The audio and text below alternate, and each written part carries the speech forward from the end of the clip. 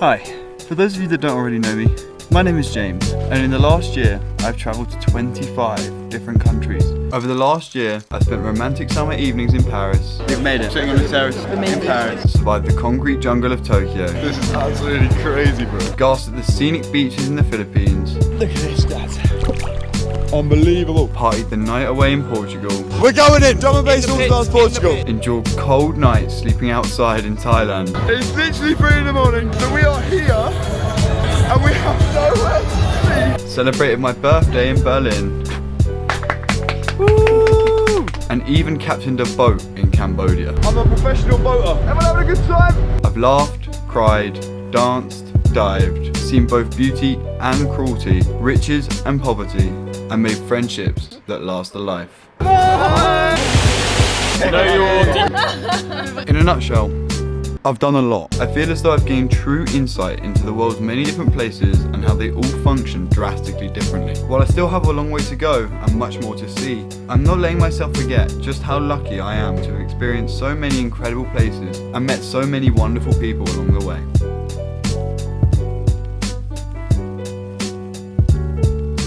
But out of all of the places that I've been, there is one place that keeps pulling me back. One place that throughout the past year, I've come back to more than any other. And that place is here, Switzerland.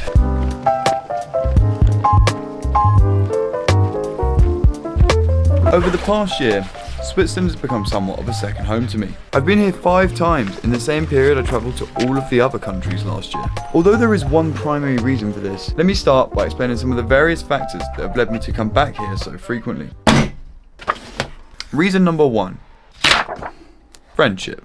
Are you filming? No, definitely not. Okay, come in. On my first visit to Switzerland in August last year, I met Sasha, who hosted me in the Airbnb she was running at the time. Keep in mind that at this point, I was a newbie solo traveller, fresh out of England, on my own for the very first time.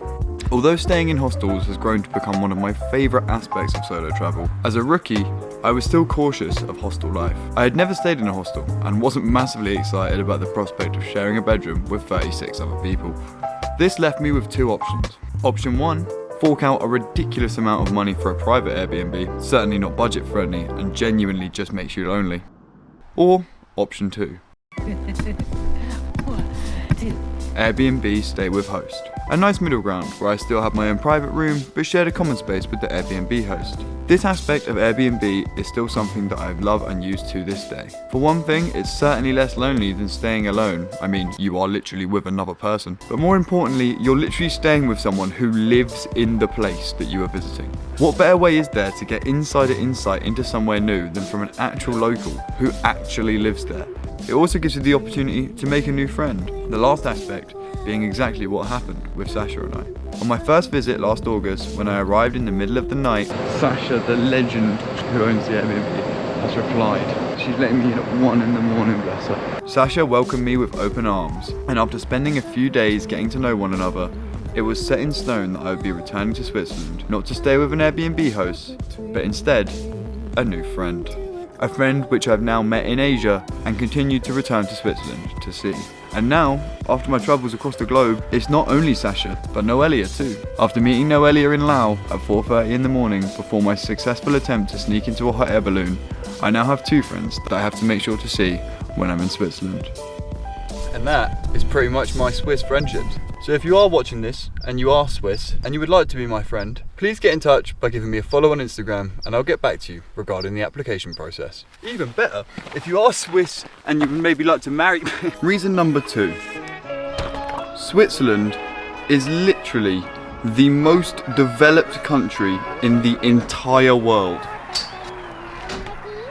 According to the World Population Review, Switzerland has the highest human development index of any country on the entire planet. But what does this mean? And why does it make me keep returning here so frequently? Being the most developed country in the world means that Switzerland just works.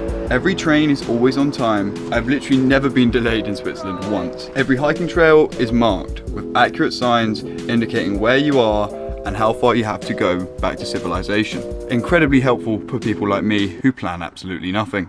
The average Swiss citizen speaks a minimum of 3 languages, meaning that everyone speaks English completely fluently. Effectively, you do not need to worry about anything in Switzerland, which for me, having come from travelling countries like Vietnam, where I was left on the side of the street in the middle of the night. It's 3 in the morning, and me and Simon, we don't know what we're doing. Waiting for a bus that I wasn't even sure was coming. Or Laos, where I shared half a seat at the back of a minibus for 4 hours on roads that look like this.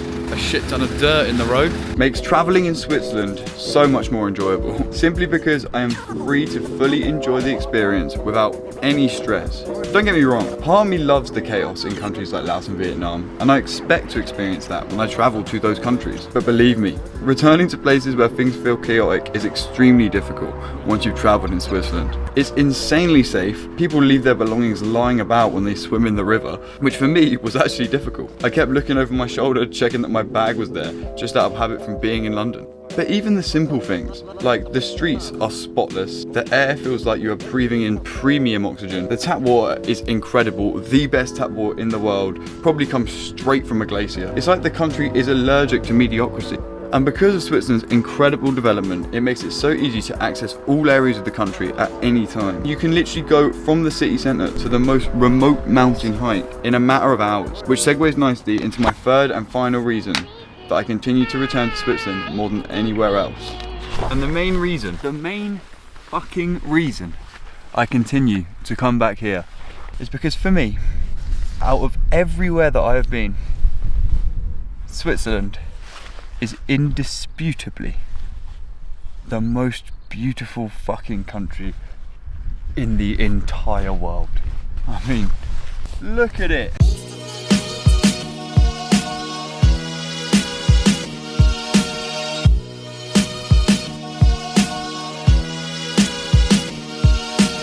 This is literally an hour away from Zurich. And as previously mentioned, completely accessible within the space of a day. Are you actually done?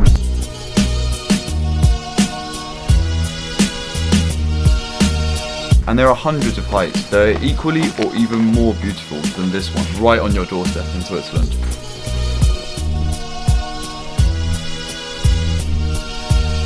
The paths are clean, safe, and always lead somewhere jaw-dropping.